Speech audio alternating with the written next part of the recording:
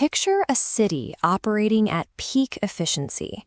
The infrastructure is flawless, the local currency holds strong against the dollar, and residents can comfortably purchase luxury vehicles and the latest tech with a single month's salary. For most people, this exact scenario defines a first-world country. Extreme financial wealth translates directly to progress.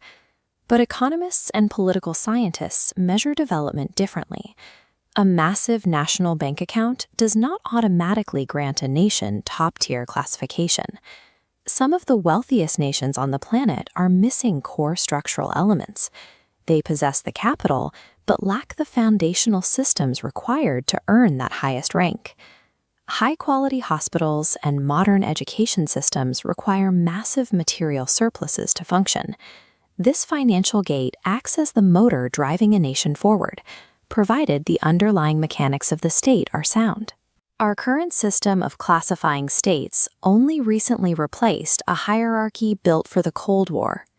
In the 1950s, global categorization functioned as a map of political alliances. The First World identified the capitalist, democratic nations allied with the United States and NATO. The Second World labeled the socialist and communist states positioned within the Soviet bloc. The Third World designated the unaligned nations, many of which had recently secured independence from colonial rule across Africa and Asia. When the Soviet Union collapsed, this original political framework lost its practical application. Today, global institutions use tools like the Human Development Index. This metrics-based approach weighs life expectancy, literacy, and per capita income to score a nation's actual standing. True national success relies entirely on how effectively a state develops the potential of its citizens.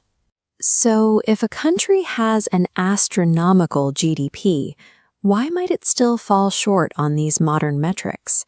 It usually comes down to two missing pillars. The first is economic sustainability. There is a distinct line between extracting wealth from the earth and inventing new technology. Traditional developed economies, like Germany and Japan, secure their positions through engineering. They design and manufacture the complex tools the global market relies on. Contrast that with resource-rich nations whose wealth relies on digging up and selling raw materials. Their revenue remains tied to a single commodity's price. The second pillar is civic infrastructure. A fully developed nation requires a legal code that operates independently of individuals or leadership.